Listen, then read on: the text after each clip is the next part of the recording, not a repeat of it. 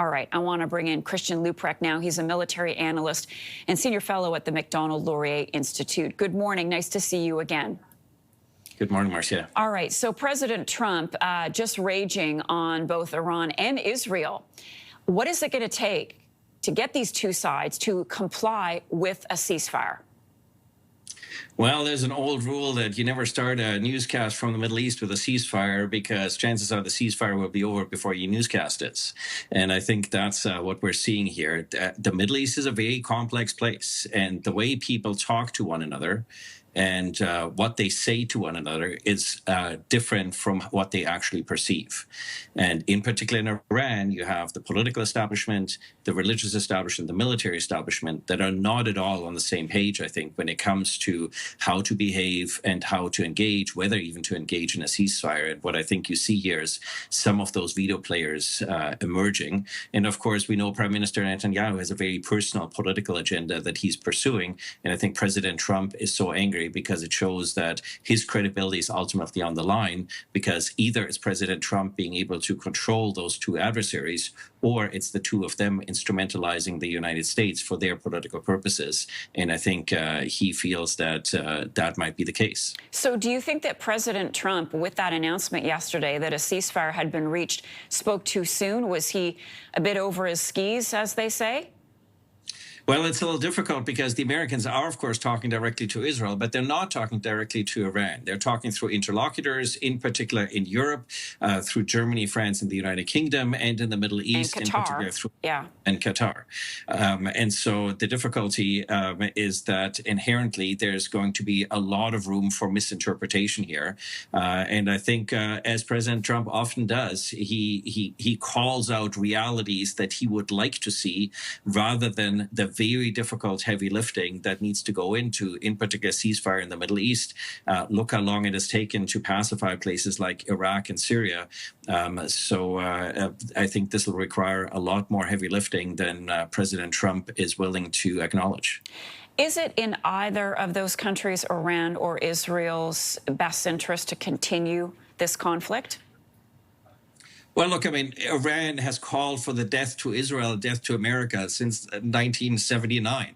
So we can't expect that they're about to change their tone. I mean, this is part of the reason why Israel, the United States, took the measures that ultimately they did, because Iran is a country that's committed to wiping another country and its population, that is to say Israel, off the face of the earth. And they regularly say as much.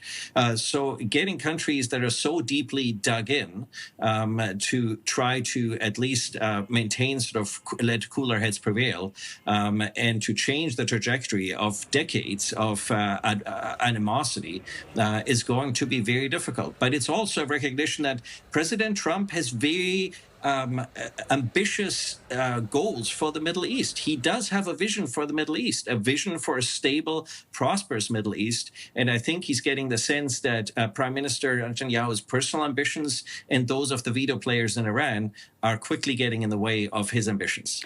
And lastly, I want to ask you about nuclear stockpiles. There are now a lot of questions about whether or not all of the uranium was in fact obliterated from those three sites over the weekend. How concerned are you that Iran still has some nuclear capabilities even after the weekend strike? Well, everybody says we got to sit down with Iran and we got to negotiate. But in many ways, tyrannical regimes are all the same. It's like Putin.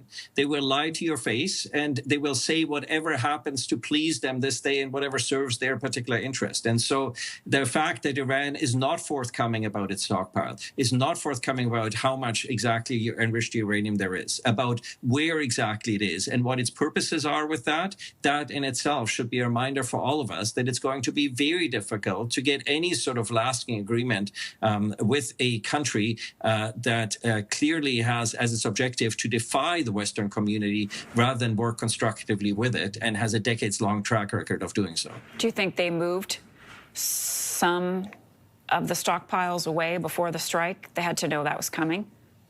Well, we have to assume that despite what Iran says, it has a latent nuclear ambitions in terms of the way it treats its nuclear facilities. And so clearly it had an incentive to try to hide what it has. Now, it won't be able to make much use of that in the current environment, and it'll take a long time to rebuild, but it took them a long time to get to that 60% for those 400 kilograms. And so you would think that they would likely hold on to it, as whether it's for the purposes of negotiations, so it's something that they can give up, or it's for the purposes of continuing with their program when that time comes. Christian Leuprecht, military analyst, senior fellow at the Macdonald-Laurier Institute. Always appreciate your time with us.